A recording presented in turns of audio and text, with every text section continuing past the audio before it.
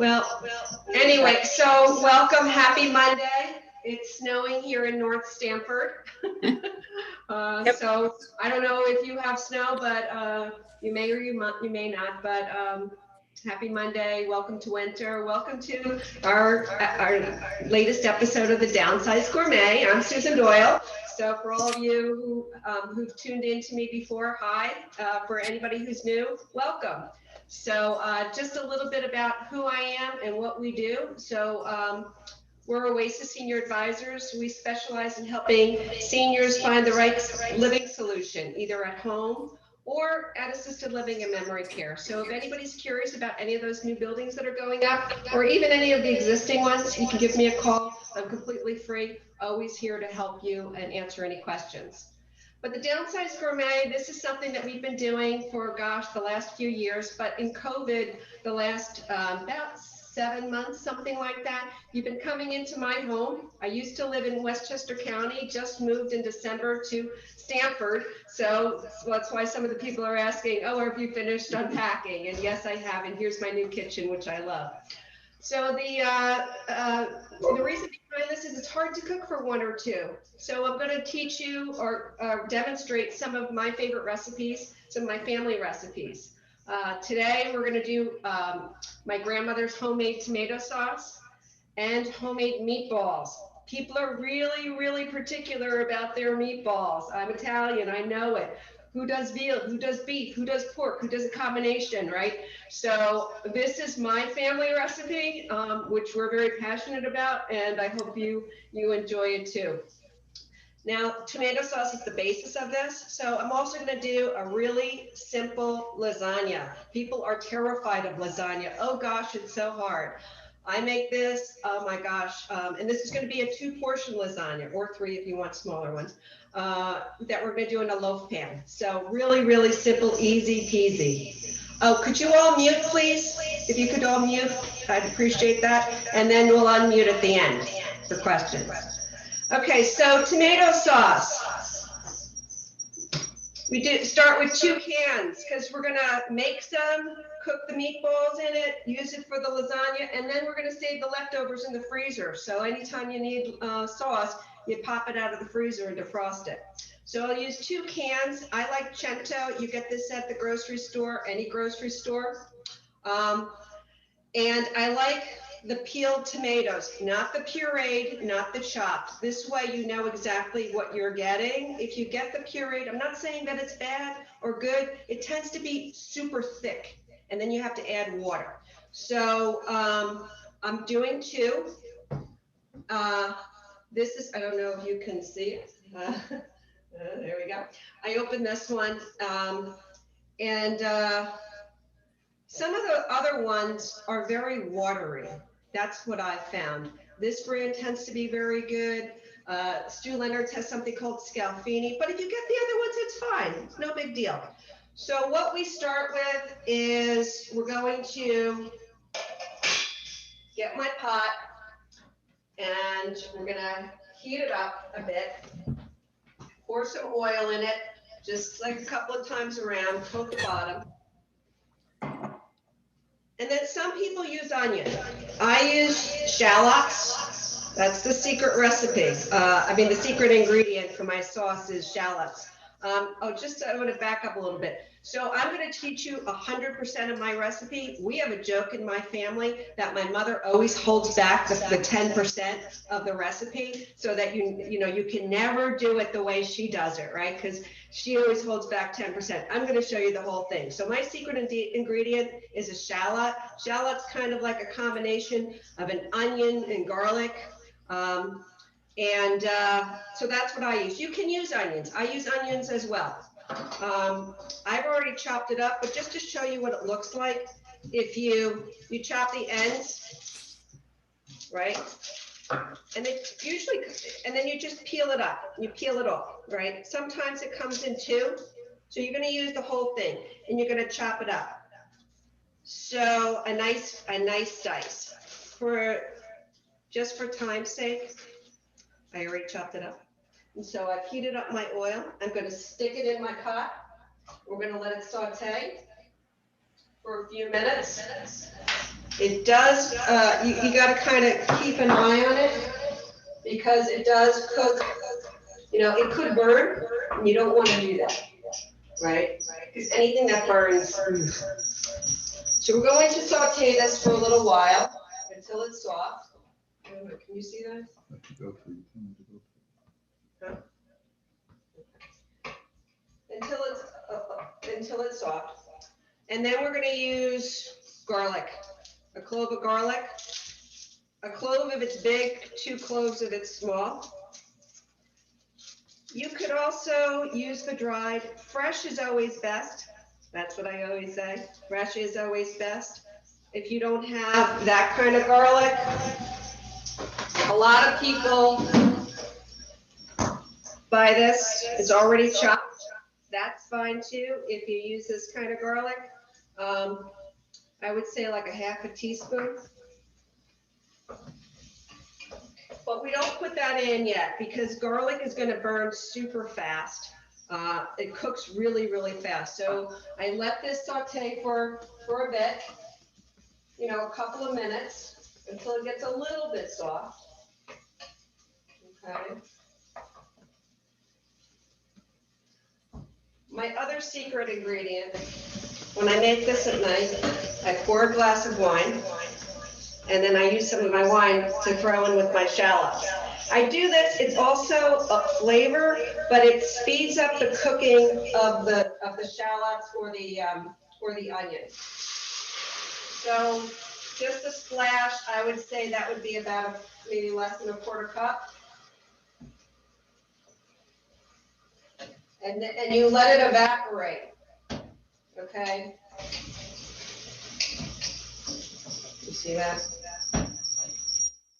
It's good when you cook it.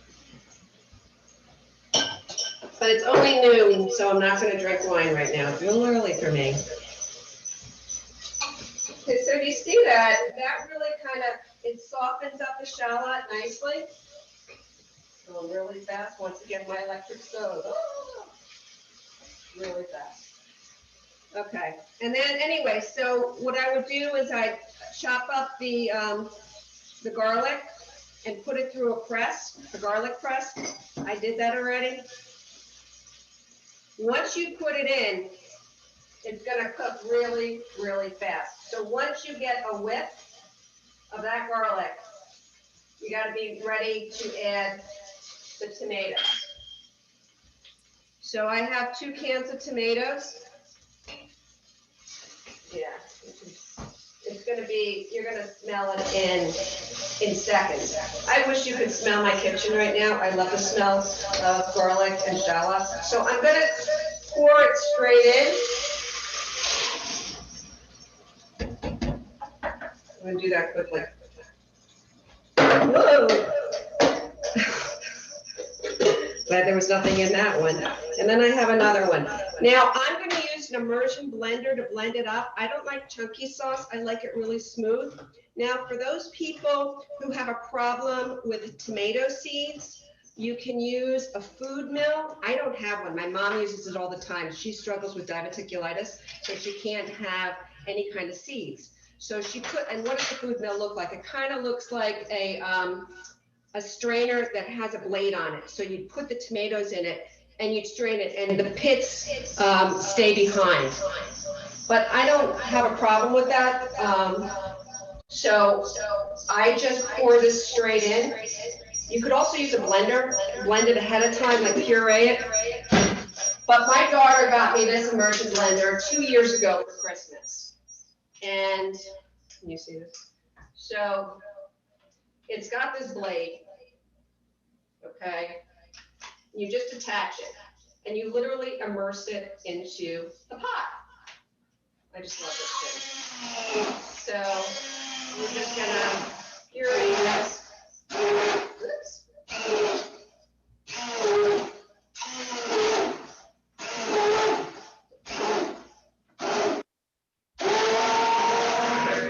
I know it's a little loud, sorry about that. This way you just want to chop those bad boys up, right? Then we're done. As I said, if you don't have one of these things, don't go out and buy one. You don't have to.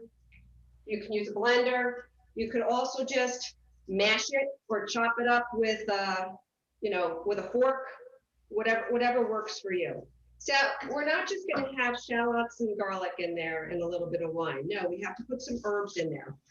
So parsley, basil, and oregano. Fresh is best. If you don't have that, that's fine. When you buy the basil from the grocery store, you pick it, it goes bad really, really fast. So I have some fresh basil. I took it off the stems and I waited to the last second to chop it up because it is a very, really fragile herb. So I took it off the stems. I washed it already. Yes, I did wash it. And we're just gonna really chop this up. I'm going to say about a tablespoon of basil. I know this looks like a lot. I'm saving some for my meatballs. Okay, so I'm only going to use half of this. I'm going to save the other half for later. So this we're going to plop right in. If you don't have fresh basil, dry is fine. I would use about a tablespoon. Sorry, a teaspoon. A teaspoon of dry is a tablespoon of fresh. The other thing that I found also in the grocery store, they've got this in the refrigerators, actually in the produce section. It's in place of using the fresh, it's kind of like this pureed basil. They have all different kinds of herbs like this. I found this in Stop and Shop the other day. And you use it just like regular basil or regular parsley, whatever you get. So a tablespoon of this is equal to a tablespoon of fresh. It does put some other stuff in there, but it works really well. Same as parsley. I chopped some up for earlier. I use the flat Italian parsley. You can use the curly. It doesn't really matter. You take it off the stems, right? And then you chop it up. If you don't have that, you can use dry. If you don't have parsley, don't use it. But you really need to use the basil and oregano. That's important. Okay, so I'm going to save the rest of that. That was the, sorry. So I always feel that you can never add too much basil and parsley. You just can't. It's just, it gives you better flavor. And then oregano, I don't have any fresh oregano because it's back in my old house in Westchester. So we're just going to use, once again, a teaspoon. I kind of eyeball it a little bit in your palm of your hand, flop it in. Okay, then we stir that up. Okay. I also use hot pepper flakes. You don't have to, but I think it gives it nice flavor. I would say about 1/8 of a teaspoon. For me, I do a few shakes. Don't put too much in it. If you don't like it, don't put it in. But I like it. So we're going to just kind of let this cook for a while. All right, so I always start with my sauce so that this way my meatballs are ready to go in. Okay, so let's talk about meatballs. My favorite. I make so many meatballs and we'll eat them, we'll put them in the freezer. When my kids come to visit, they steal them from me, whatever. And all my kids know how to make meatballs, which is kind of cool. So the way we do it, and as I said, people are really passionate about their meatballs. I use veal. I use chopped veal. Sometimes I'll do a combination of veal and beef, or I've done turkey many times. Turkey meatballs, really, really good. Come out a little drier. With the veal, they're super moist. I'm only going to use a 1/2 pound of this, and I can save the other half for my lasagna or put it in the freezer for another time. Or you can make a full pound. It really doesn't matter. So I'm just going to use a 1/2. I made some yesterday. It made 8 meatballs for a 1/2 pound, believe it or not. So I'm just going to put in 1/2 of this into here. You're like, oh gosh, that doesn't look like a lot. Believe me, once we add the rest of the stuff, you'll be surprised. So the next part is bread. The holier the bread, the better. Whole, mean holes in it. So Terra Nova, I don't know if you guys can find this, but any kind of pane de casa, which has holes in it. You know, it has the super nice crust. So you see all those holes, that's what's gonna make it light. If you use regular like sandwich bread or Italian bread like the store makes, that's okay, but it's gonna be really thick and dense. And I'll show you what I mean. So for a half a pound of meat, we're gonna use 4 slices of bread. We're gonna take the crust off of it, okay? We throw the crust away. Or you can give it to the birds outside, or the animals, right? I'm sure the deer would love it, or the birds, as I said. So we're gonna take the crust off of 4 slices. See those holes? Nice, lots of holes. And even like day-old bread is great. Like I have this bread that I'm using right now, I had in the freezer, and so it's not, I wouldn't really eat it, but it's perfect for meatballs. So you say, okay, well, what do you do with the bread? Well, we need to soften it up a little bit. And so I use water. I just pour some water in it and let it soak for a minute. Okay. And we're going to squeeze it around so it's a little mushy. And then I would normally do this over the sink, but since I'm demonstrating, I'm doing it, you know. So then I'm going to pour it into a colander and we're going to drain it. And I'll show you what I mean. We want to squeeze all that water out of it, okay? Whoops. Because you don't want like super wet bread. But you see how crummy this is? It's really, really crummy over there. Whoops. Can you see that? So it's really, really crummy. Okay. All right, we'll go back over here. Paul's directing me because he can't see it. All right, so it's really crummy. So if you were to put like regular sandwich bread and you add water to it, it's going to be like kind of, it's going to be mushy. This is still super crummy, which is what makes it light, the meatballs light. So I said 4 slices of bread. The rule of thumb is 1/3 of bread to the meat. So 1/3, so it's a 1-to-3 ratio. 1 part bread, 3 parts meat, sorry. So we want to get all that water out, or most of it, and then you just dump it in. So let me get this out of the way. So you can see what I'm doing. All right, so there we are. Now what do we put next? I always add breadcrumbs because of the flavor. Some people don't, but I do. So we're going to use, since we're using a 1/2 pound, we're going to use a 1/4 cup of breadcrumbs. And the other 1/4 cup, we're going to use to roll them in when we're done, which I'll show later. So then what's next? My grandma's secret was all the herbs and the egg and the cheese are mixed together. So we're going to take 1 egg. Don't worry, I can send all these recipes to you. Okay, 1 egg. And we lightly beat it. Right? Then we're going to add some salt. You know me, I always do a pinch. Just a little bit, which is probably a 1/2 teaspoon.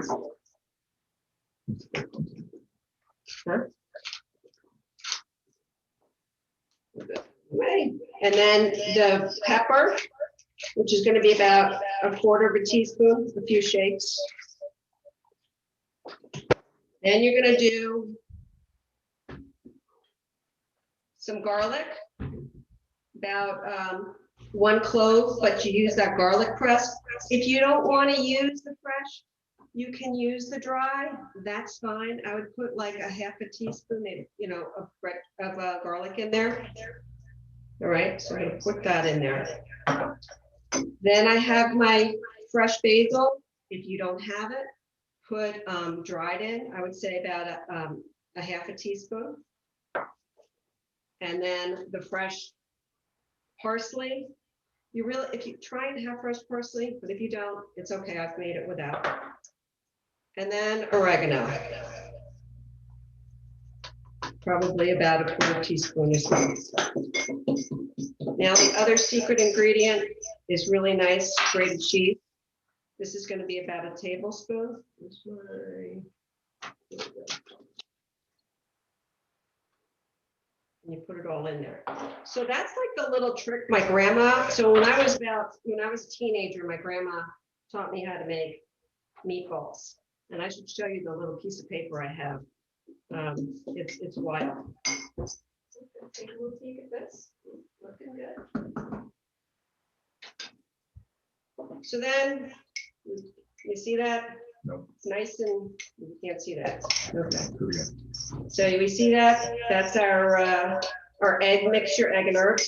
You pour that right in, right on top. And now here's the fun and messy part. Don't use a spoon. You really got to go in there and mix it up with your hands. And everything needs to be incorporated really well. Okay.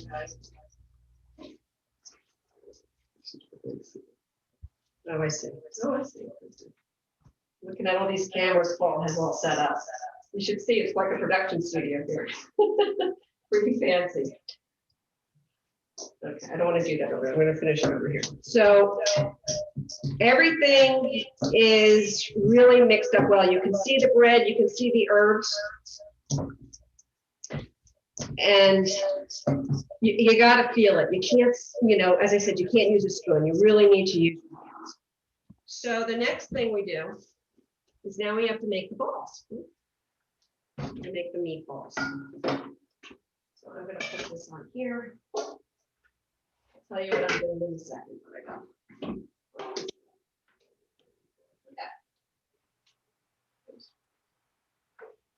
There we go. Okay. So how do you make the perfect meatball? Well, you got to make it into a ball. My mom's little trick is she uses an ice cream scooper.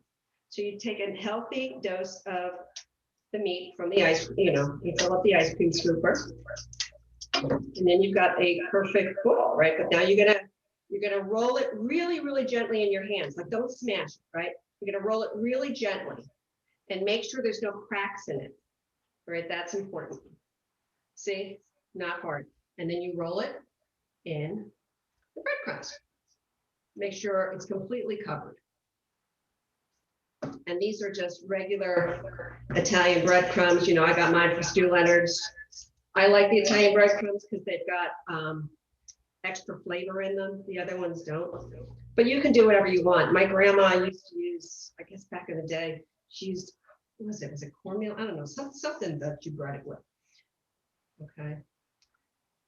And we keep making these. And you'll see, I mean, they're nicely shaped.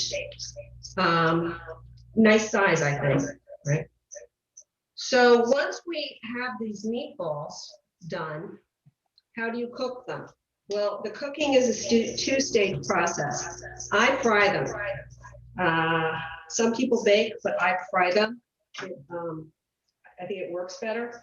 I use an electric fryer. When I use it over my on my stove, they tend to cook really, really fast and get a little bit too brown. I've just found that my electric fryer works well for me. My kids make meatballs and they do it on the stove and it's perfectly fine. But the key to this is you got to watch them. And we're almost done with this. So as I said, I've got my electric fry pan. I think the camera's going to move over to that in a minute. As soon as I finish these all up, and I'm almost done. Okay. All right, almost done. So we've got 5 here. Oh, see, today's, it's funny. I'm probably going to get, I'll get 7 out of this. You see? And as I said, you want to make sure there's no cracks in them, because if you have a crack like that, they're gonna, like a crack. Then when you cook them, the crack's is gonna stay with it, and then when you cook them in the sauce later, they might fall apart. So you really want to make sure that you make the balls nice and smooth. Okay, so this is going to be a big one, but anyway. So I got 7 nice sized meatballs out of there. Okay, so not bad. So the next step is going to be frying them. As I said, some people do them in the oven, but for me, it's just easier this way, and I'll show you why. So we're going to pour some oil. We're going to cover your pan, whatever you use, with oil. Now my pan is heated up already. Oops.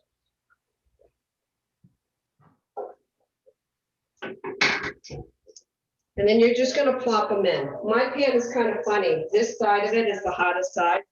I don't know why. It just is what it is. I've had this for years. Now the key to this is that you've got to rotate them on all 6 sides. All right, you have a ball. What is 6 sides? There aren't really 6 sides to a circle. Now I have found that it's about 4 to 5 minutes aside before you rotate it. So we're going to let that sit there for now, and as time goes on, I will show you what it looks like. But in order to save time, I made these yesterday. So these are, obviously they're cold now. I made them yesterday, but they're all browned. You want all sides lightly browned. Right? You can see that. They're all lightly browned. Huh? Let's show it over here. Okay, he's switching camera. All right, over. All right, so, oh, I see. Okay, so they're all lightly brown, right? All sides. When you take them out, you're going to put them on a plate with some towel on it, so to drain some of the oil. There's not much oil in there, but you want to drain them a little bit. And then to finish cooking them, it's not cooked yet. They're not completely cooked. You're going to plop them in your sauce for about an hour. So 1, 2, 3, 4. And we're just going to let them cook while we finish. All right, I'm going to keep an eye on my my meatballs over here that we're sautéing. So now what do? We've got this extra pound of meat, or extra half pound of meat. You can either put it in the freezer and make something else with it, right? You can make hamburgers, whatever you want, or you could just saute it, brown it, and use it to make lasagna. So that's what we're going to do. So I sauteed the half a pound of veal yesterday. And this one, it looks when it's brown, all right? It's kind of gray. It's not really brown. When you saute meat, ground beef or ground turkey or veal, whatever, it looks a little gray. That's the way it's supposed to look. Okay. So, let me just get all my stuff here. Okay. So here's my trick on making lasagna. People are terrified of lasagna because back in the day, you had to get the noodles, boil them, dry them. Ugh, no one, my parents would make, my mother didn't make it.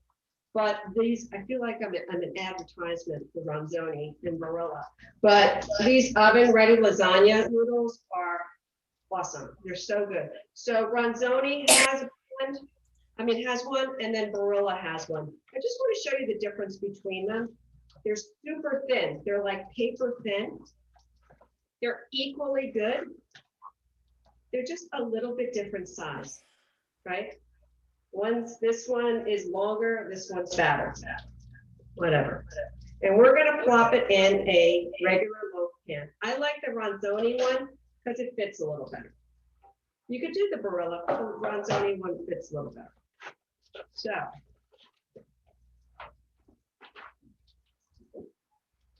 Now my meatballs. Oh, look at that. You're coming along, you're saying, why are you using your fingers, Susan? You're gonna burn yourself. No, I'm not. I've got like my fingers. Incredible. Anyway, so I'm rotating them once. So now what do we do with our lasagna? All right, well, believe it or not, it's a pretty easy recipe. So you're gonna need your noodles, your sauce, shredded mozzarella cheese. You can either buy the packs that are already shredded. I shred my own. I get the big pack and I'll shred about half of it. Okay. And then you need your ricotta mixture. With this size, we only need a half of a container. So this is polio, but whatever's on sale. I mean, I buy whatever brand, it doesn't matter. This is original. They also have part skin. It really doesn't matter. So this is the smaller one. It's 15 ounces, but you're only going to use half. So we put it in a bowl. What just happened? So what do you do with the other half? I'll show you this recipe book that I have. It's ancient, but it's so funny. All right. And then an egg. Where's my egg? Okay. We're only going to use half an egg because the recipe calls the recipe that I'm using, which is actually one in the back of the Ronzoni box. It's for a whole lasagna. If you put too much egg in it, it gets really gooey. You don't need a whole egg. So I'm only using half. All right, I'm going to throw the other half away. So we're going to beat the egg, and then just pour half of it in. You can make scrambled eggs or whatever with the rest of it, or just throw it away. And then it tells you to put basil and oregano. And it's about a half a teaspoon of each. I don't mind boiling it. Once again, if you put too much, it's okay. Just gives you more flavor. All right. And you stir it up. I like this recipe because when you're putting it on top of the noodles, it just spreads so much easier. And you'll see what I mean. It's super creamy. If you just try and put the ricotta on, it's harder to do. And this just makes it super, it's like using peanut butter. I'm making peanut butter and jelly sandwich with this. Keep an eye on my meatballs.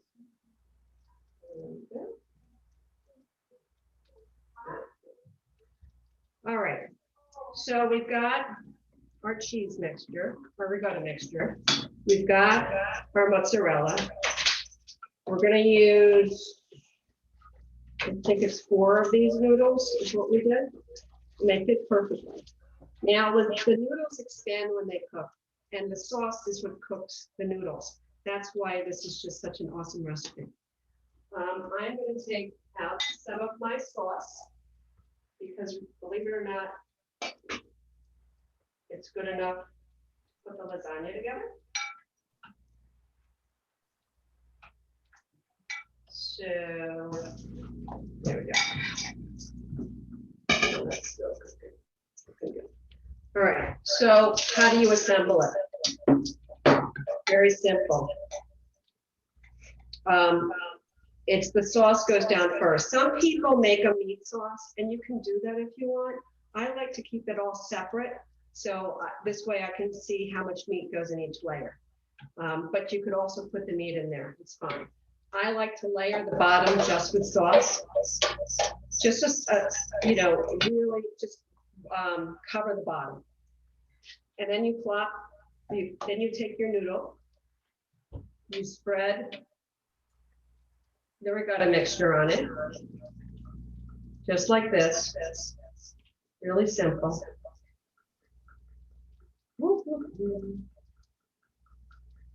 Right? Then you put some sauce on top, gently. So you see this. Okay. And then we sprinkle some of the meat, whatever you use. We're using this this really nice veal. Yesterday I made this, and you'll see my reveal later. We made it with, oh my gosh, sausages. I just chopped off some of the sweet sausages, and we had a spicy one, so it was like 3 sausages. We chopped it up really fine, just like this. Oh my gosh, I can't wait to eat that for dinner tonight. So once again, the meat goes on top, and then you sprinkle the cheese on top. Then we do it again. Here we go. It's the noodle, so it's 2 more times. Noodle, you spread it. Okay. Then we put sauce.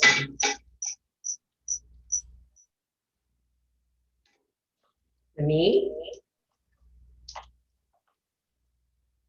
And then you want to really try and put the meat on evenly,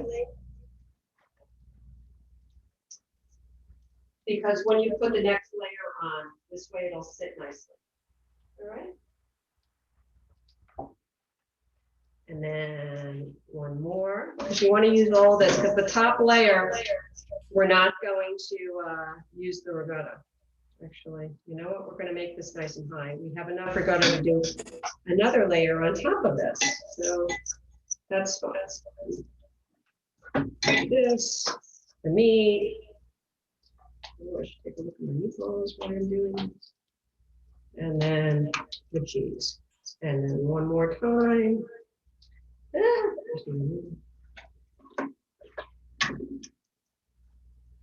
Okay. Really simple. Put that on. Sauce. Meat. See, you don't even need a full pound. I mean, a half a pound. Less will work too.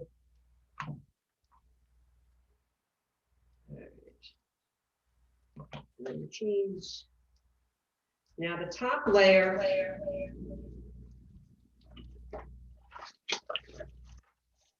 We just put on. You don't put the ricotta. It's just the meat sauce.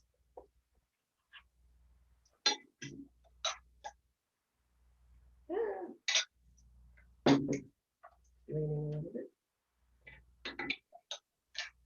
we go.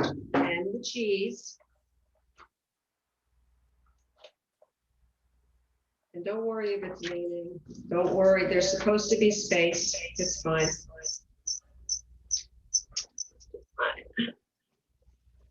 And then some grated cheese. Just pour some grated cheese on top.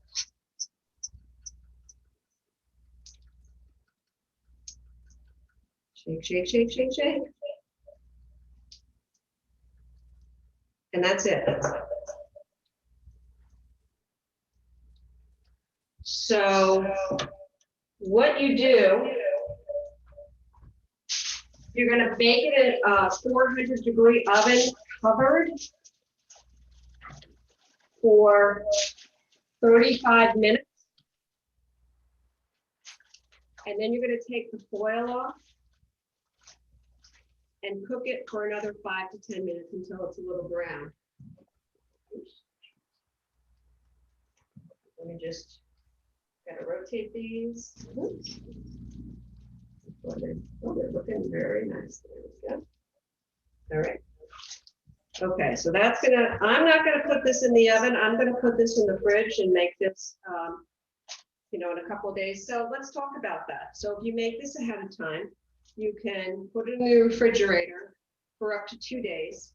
And then if you don't make it, then you can throw it in the freezer for up to 2 months. So in the future, if you're going to an event, if you've got to bring something to someone's house, to family, whatever, you can make this ahead of time, pop it in the freezer. Now, if you do freeze it, it's going to take a lot longer to cook, about an hour and a half in a 400-degree oven. And then you take the foil off and let it brown a little bit.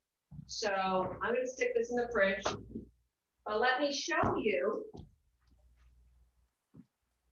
what we made yesterday that we're going to have tonight. And Paul was my sous chef, so that was awesome. So this is our meatloaf. And we made this with sausage. You can make it with beef, whatever you want. I just have the veal, right? And this was, as I said, I made it yesterday. And we're just gonna heat it up later, you know, and have it for dinner. But that's what it looks like, really easy. And this is really great because how great is this? This is enough for, you know, 3 portions or 2 portions if you really like it, you know, you're gonna eat a lot. And then if you have leftovers, yeah, you can have it again another, you know, tomorrow or 2 days from now. Or you just put it in a container like this, stick it in the freezer. That's why you also want to have leftover sauce in the freezer, because if you want to put sauce on top of it when you heat it up,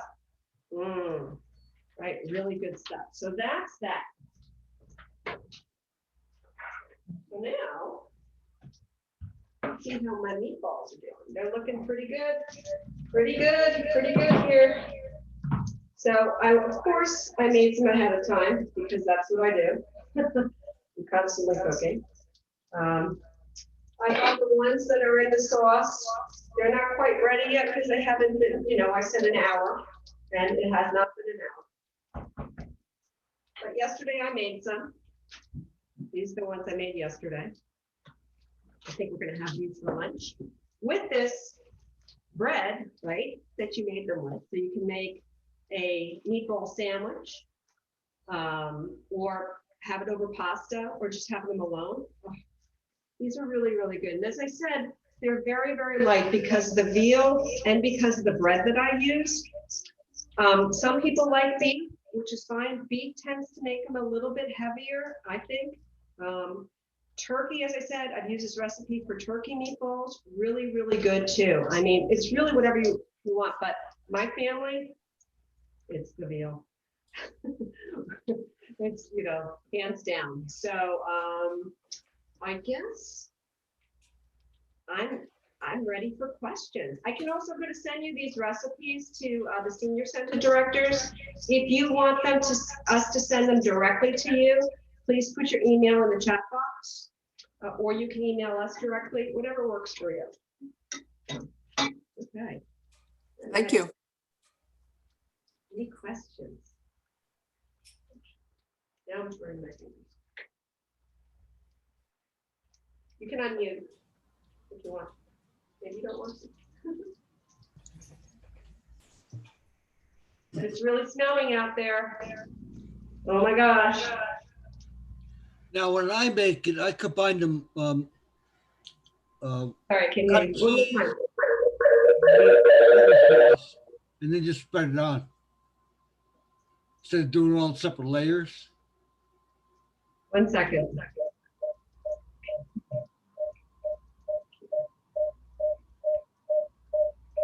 So just give us 1 second. We're getting a little bit of feedback on.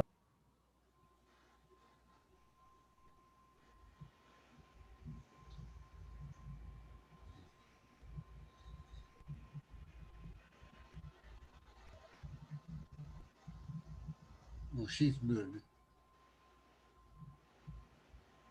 Okay, now let's try that again. Okay, when I do the sauce, I add the meat and the cut cheese in one step. And You did what? You did the meat and the cheese in one step? Yes. Oh yeah? I mean, you're talking about the lasagna, right? Yes, I mix the sauce with the cheese and the meat. Oh. And scoop that out and put it on one shot. Well, you know, that works too, because I always think, gosh, you know, it's all going to get cooked together anyway. Right. But when you put your cheese in it, it melts in the sauce though, right? Or are you using cold sauce? Cold sauce. Oh, okay. Yeah, you could definitely do that too. I just like to see how much I have on each layer, but that's a great idea. I never even thought about that. That's wonderful, because then you don't have all this mess to clean up, right? Which I have to clean up. You know, it's funny because I always make a large one and then a large lasagna, and then we'll have some, we'll put it in the freezer. But I was talking with my daughter and even my husband, Paul, and they're like, why don't you make it in a loaf pan? I'm like, brilliance. So that's the first time I made it in a loaf pan. So it's really, I'm pretty psyched about that.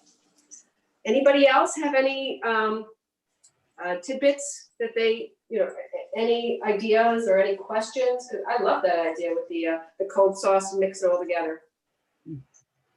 Makes it simple. This is just about done. I think I've got one more side to do. I'm gonna burn my fingers. Now the last side, I have to use a stone. Otherwise, ouch. Yeah, I kind of lean them against each other. This way you get all sides cooked. So anybody make theirs differently? Do you use beef? Do you use turkey, pork? Anybody not make lasagna? Anybody afraid of making lasagna? I usually use beef. Oh, you use beef? Yeah, I did that so I guess the last time I made a big one, our son is a teacher in Philadelphia. He came home, and our daughter who lives in Manhattan, she came home. So 4 of us had lasagna together, and I made beef. I felt like it, But this, as I said, this time I had the veal, so I said, oh, what the heck. And the one that we're having tonight, we made sausage and broccoli rabe last night and had some leftover sausages. So made those. That's really good. My kids love that. Oh my gosh. Their cousins, they're like, hey, it's Sue's lasagna. Can you make it with sausage? I'm like, very fine. That was before COVID, of course. So, but yeah, anybody else have any questions or how about any thoughts for next month? March 22nd is our next Downsized Gourmet. So if you have any ideas, please feel free to let me know, and I'll see if I can demonstrate something that you all want to see. Yeah, because I've done a lot of different. I've been going through my recipe book and saying, okay, now what do I do? Corned beef and cabbage. Oh wow, wow. Maybe something for Easter. Something for Easter. That's a good idea. What, more candy? Just got over Valentine's Day. Yeah. So, gosh, what do people have for Easter or Passover? Italian Easter bread. Italian Easter. Yep. Easter bread. Easter bread. Oh gosh. Wow. So my mother, believe it or not, so I'm Italian. My name was Gallo, but my mother was Lithuanian. When she got married, she couldn't boil water. I mean, not at all. And my grandmother said to her, Adele, do you like to eat? And she's like, yeah, I do. She goes, well, then you'll learn how to cook. And she did. And my mother is an excellent cook. But we have on Easter, we always have kibasi and hard-boiled eggs, of course. So that's been a tradition for us. The Easter bread, I've never made. I've bought the Easter bread, but it can't be that hard to make. Famous last words. I don't know. I'll give it a whirl. Generally have ham. Ham, yep, ham. My mother has she goes to this Polish butcher. Where is he? He's on Long. So my parents live on Long Island, and it's this tiny little place called Rupaki's. I think it's in East Meadow, and they make their own hams. Like they smoke their own hams. Oh my gosh, it's incredible. I mean, I'll talk about my mother's ham recipe. My kids love it. It's just this simple. Do you make thing. pierogies? I don't. So I go to the Polish butcher and they have. Oh my gosh, I'll show you. I don't make them. I mean, I don't hand make them. Let's see if I can find them. I do. You do? Can you come to my house and make them then? Oh my gosh. I'll share my recipe. It's very easy. Really? I shouldn't say very easy. It's labor intensive, but not difficult. Well, look at labor intensive. Come on. Share it with me. Well, No, send it to me and I'll try it. I will. Please, that would be fun. So by the way, these are ready to come out. I'm just going to take these out now.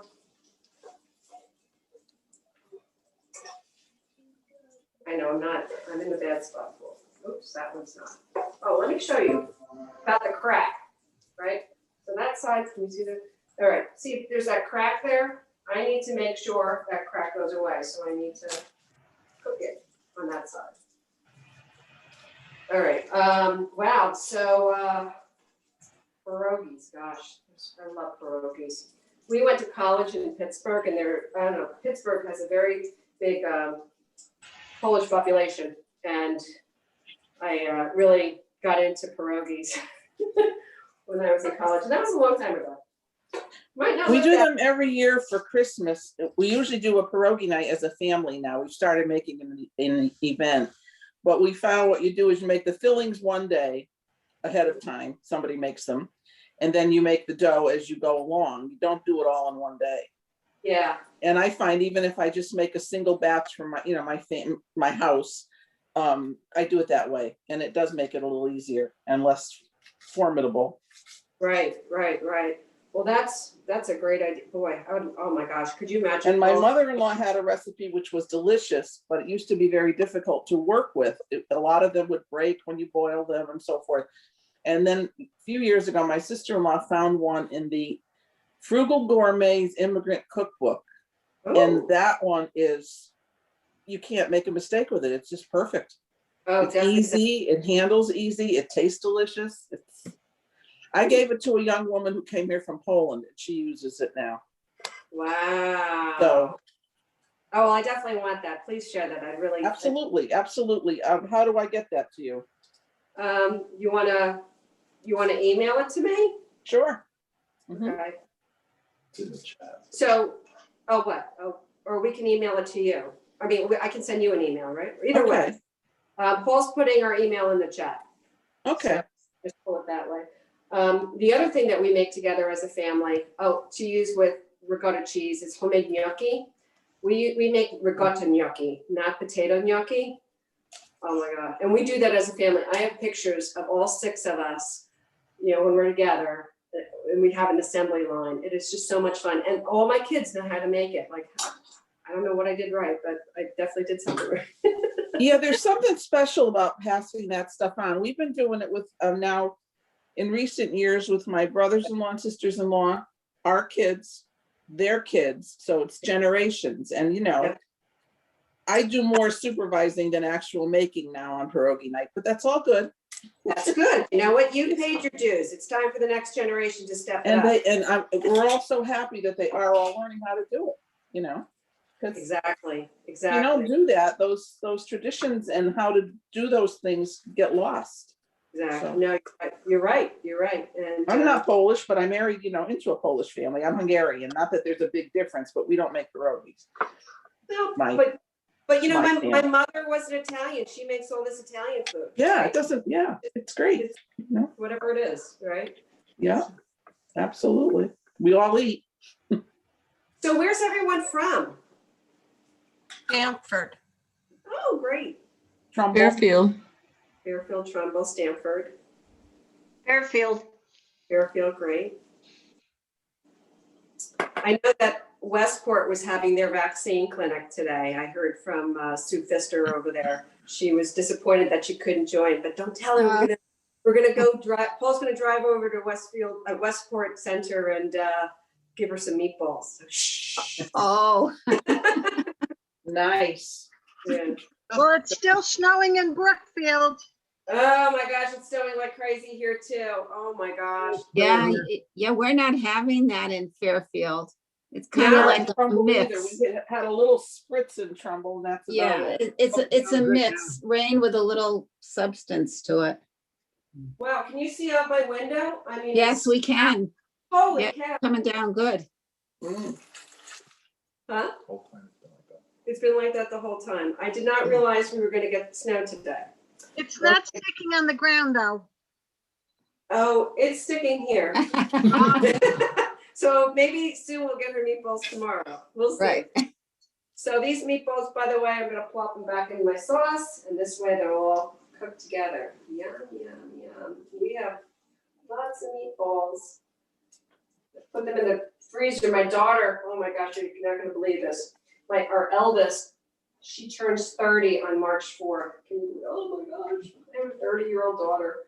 And she lives in Philadelphia, outside of Philly, and she works for a doctor's practice there. So she has her vaccine. She's completely vaccinated. We have ours because we work in the healthcare field too. So it'd be nice for all of us to get together for her 30th birthday. Would have liked to done something bigger, but she's like, Mom, just get to see you. I know, such a mush. But Thank you, Susan. oh, thank you so much. Listen, thanks for joining me. And if you have any questions, feel free to shoot us an email. Thank you so much. You're welcome. March 22nd, 12 o'clock. We'll see you then. Okay? Okay. Right. Thanks so much. Bye. Bye. Bye. Thank you for the recipes too. Oh, you're welcome. We'll shoot them out to you.